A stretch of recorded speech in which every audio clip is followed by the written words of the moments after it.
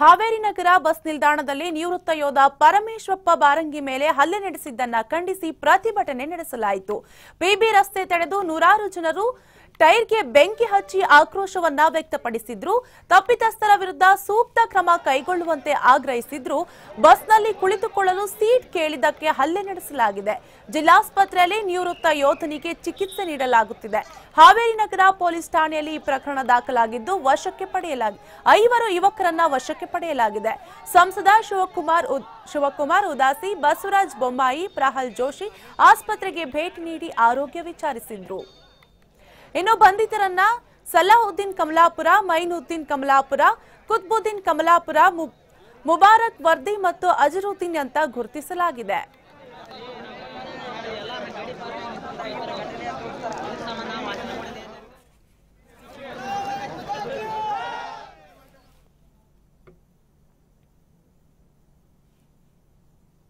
ಪರಮೇಶ್ ಪಾರಂಗಿ ಅನ್ನುವಂಥ ಒಬ್ಬ ಯೋಧ ತೀರಾ ಇತ್ತೀಚೆಗೆ ಇಂಜಿನಿಯರಿಂಗ್ ಬೆಟಾಲಿಯನ್ ನಂಬರ್ 7ದಿಂದ 18 ವರ್ಷಗಳ ಕಾಲ ಮಿಲಿಟರಿಯಲ್ಲಿ ಸೇವೆಯನ್ನು ಮಾಡಿ ದೇಶವನ್ನು ಕಾಯ್ದು ತೀರಾ ಇತ್ತೀಚೆಗೆ ನಿವೃತ್ತಿಯನ್ನು ಹೊಂದಿ ಇಲ್ಲಿ ಬಂದು ಸೆಟ್ಲಾಗಿ ಈಗ ಜೀವನವನ್ನು ಇನ್ನೂ ಪ್ರಾರಂಭ ಮಾಡಬೇಕಾಗಿದೆ.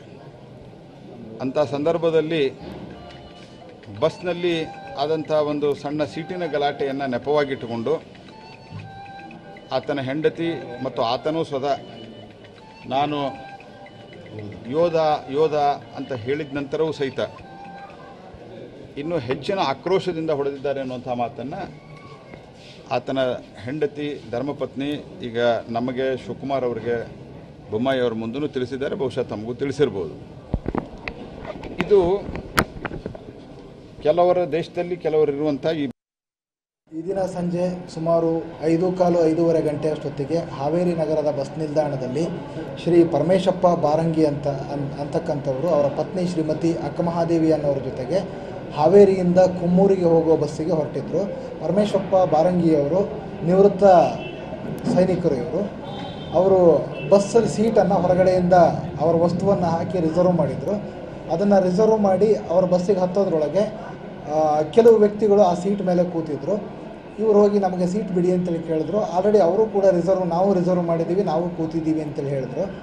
ಆನಂತರ ನಮ್ಮ ಪತ್ನಿಗಾದರೂ, ನನ್ನ ಮಗಳಿಗೆ ಹುಷಾರಿಲ್ಲ, ನನ್ನ ಪತ್ನಿಗಾದರೂ ಜಾಗ ಬಿಡಿ ಅಂತೇಳಿ ಹೇಳಿದಾಗ Indian army Madras 7 engineer regiment lions Nayak ex serviceman Mrs Parameshappa sir. 4 ದಿನದಿಂದ ನನ್ನ ಮಗಳಿಗೆ ಆರಾಮಿರಲಿಲ್ಲ, ಪಂಡಿತ್ ಹಾಸ್ಪಿಟಲ್ ಅಡ್ಮಿಟ್ ಆಗಿದ್ವಿ ಸರ್. ನಾವು 4 ಗಂಟೆಗೆ ಸಾಯಂಕಾಲ 4 ಗಂಟೆಗೆ ಡಿಸ್ಚಾರ್ಜ್ ಮಾಡಿದ್ರು. ನಾವು ಊರಿಗೆ ಹೋಗ್ತಾ ಇದ್ವಿ ಸರ್, ಕುಮ್ಮೂರಿಗೆ. ಹಿರೇಕೆರೆ ಬಸ್ ಹತ್ಕೊಂಡ್ವಿ ಸರ್. ಹಿರೇಕೆರೆ ಬಸ್ ಬಂದ ಗಟ್ಲೆ ನಮ್ಮ ಹಸ್ಬೆಂಡ್ ಕಿಟಕಿಯಲ್ಲಿ ಹಾಸಿ ಬ್ಯಾಗ್ ಇಟ್ಟು ಸರ್. ಅವರು ಚಾವಿ ಇಟ್ಟಿದ್ರೋ ಏನೋ ಗೊತ್ತಿಲ್ಲ ಸರ್. ನಾವು ಬ್ಯಾಗ್ ಇಟ್ಟಿದ್ವಿ. ಬ್ಯಾಗ್ ಇಟ್ಟು ಹೊಳ್ಳಿ ಬಂದು ಬಾಗಿಲಿಂದ ಹತ್ಕೊಂಡು ಕುತ್ಕೊಳ್ಳೋ. ಓಕೆ, ಇದ್ರ ಬಗ್ಗೆ ಹೆಚ್ಚಿನ ಮಾಹಿತಿಯನ್ನ ಕೊಡಲು ನಮ್ಮ ಜೊತೆಗಿದ್ದಾರೆ ಹಾವೇರಿ ಪ್ರತಿನಿಧಿ ರಾಜು. ಏನಂದ್ರೆ ಹಾವೇರಿಯಲ್ಲಿ ಕಿಡಿಗೇಡಿ ಯುವಕರು ಯೋಧನ ಮೇಲೆ ಹಲ್ಲೆ ನಡೆಸಿದ್ರು. ಹಲ್ಲೆ ಖಂಡಿಸಿ ನೂರಾರು ಜನ ಪ್ರತಿಭಟನೆ ಕೂಡ ನಡೆಸಿದ್ರು. ಜನ ಯಾವ ರೀತಿಯಾಗಿ ತಮ್ಮ ಆಕ್ರೋಶವನ್ನ ವ್ಯಕ್ತಪಡಿಸಿದ್ರು ಅಂತ ಕವೆ ಏನಂದ್ರೆ ನಿನ್ನೆ ಸಂಜೆ 6 ಗಂಟೆ ಸುಮಾರು ಏನು ಹಾವೇರಿ ಜಿಲ್ಲೆಯ ಹಿರೇಕೆರೆ ತಾಲೂಕಿನ ಕುಮ್ಮೂರು ಗ್ರಾಮದ ಏನೋ ಮಾಜಿ ಯೋಧ ಇರ್ತಾನೆ. ಮಾಜಿ ಯೋಧ ತನ್ನ ಪತ್ನಿ ಹಾಗೂ ತನ್ನ ಮಗುವಿನ ಜೊತೆ ಏನೋ ಖಾಸಗಿ ಹಾಸ್ಪಿಟ್ಲಿಗೆ ಬರ್ತಾರೆ. ಹಾಸ್ಪಿಟ್ಲಿಗೆ ಬಂದು ತನ್ನ ಮಗುವಿಗೆ ಚಿಕಿತ್ಸೆ ಪಡೆದು ಪುನಃ ಮತ್ತೆ ತಮ್ಮ ಊರಿಗೆ ಮಾಡಬೇಕಾದ್ರೆ ಅಲ್ಲಿ ಸರ್ಕಾರಿ ಬಸ್ನಲ್ಲಿ ಮುಂಚಿತವಾಗಿ 4-5 ಯುವಕರು ಸೀಟಿ ಹಾಕಿರ್ತಾರೆ. ಆಗ ನನ್ನ ಪತ್ನಿಗೆ ಸೀಟ್ ಬೇಕು, ತನ್ನ ಮಗುವಿಗೆ ಹುಷಾರಿಲ್ಲ ಅಂತೇಳಿ ಅಂಗಲಾಗ್ತಾನೆ.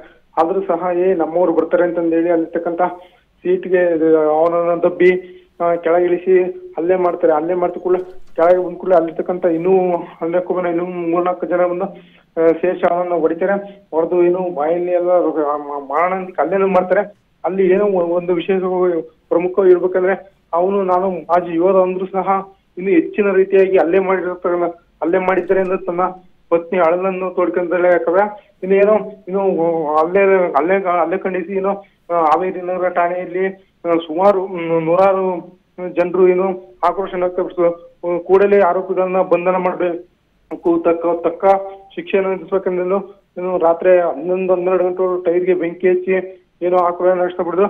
ಇನ್ನೇ ಸಹ ಯೋಧನ ಮಾರಣಂತೆ ಕಾಲ ನೋಡಿ ಏನು ವಿಧಾನಸೌಧದ ಬಸವರಾಜ ಬೊಮ್ಮಾಯಿ ಮತ್ತು ಸಂಸದ ಪ್ರಹ್ಲಾದ್ ಜೋಶಿ ಅವರು ಸಹ ಬಂದು ಏನೋ ಆತ ಆರೋಗ್ಯವನ್ನ ವಿಚಾರಿಸಿದ್ರು ಕಾವ್ಯ. ಇನ್ನು ಏನೋ ಇದು ಈ ಘಟನೆ ಏನು ಖಂಡಿಸಿ ಏನೋ ಮುಂದೆ ಉಗ್ರವಾದ ಹೋರಾಟವನ್ನು ಮಾಡ್ತೀನಿ ಅಂತ ಇರ್ತಕ್ಕಂಥ ಜನರು ಆಕ್ರೋಶವನ್ನು ವ್ಯಕ್ತಪಡಿಸಿದ್ದಾರೆ ಕಾವ್ಯ. ಓಕೆ, ಇನ್ನು ಯೋಧ ಪರಮೇಶ್ವರಪ್ಪ ಬಾರಂಗಿ ಅವರ ಆರೋಗ್ಯ ಪರಿಸ್ಥಿತಿ ಇವಾಗ ಯಾರಿದೆ, ಇನ್ನು ಯಾರೆಲ್ಲ ಭೇಟಿ ಮಾಡುವ ಸಾಧ್ಯತೆ ಇದೆ ರಾಜು? ಕವಿ ಏನೋ ಈಗ ಹಾವೇರಿಯ ಜಿಲ್ಲಾಸ್ಪತ್ರೆಯಲ್ಲಿ ಚಿಕಿತ್ಸೆ ಪಡ್ತಾರೆ. ಹೆಚ್ಚಿನ ಚಿಕಿತ್ಸೆಗಾಗಿ ಇಂದು ಏನು ಹುಬ್ಬಳ್ಳಿಯ ಕಿಮ್ಸ್ ಆಸ್ಪತ್ರೆಗೆ ರವಾನೆ ಮಾಡ್ತೀವಿ ಅಂತಂದು ಈಗಾಗಲೇ ಡಾಕ್ಟರ್ ತಿಳಿಸಿದ್ರೆ. ಇನ್ನು ಏನು ಈ ಬಗ್ಗೆ ಜಿಲ್ಲಾ ಉಸ್ತುವಾರಿ. ಓಕೆ, ಧನ್ಯವಾದಗಳು ರಾಜು ಅವರೇ ನಿಮ್ಮೆಲ್ಲ ಮಾಹಿತಿಗಾಗಿ.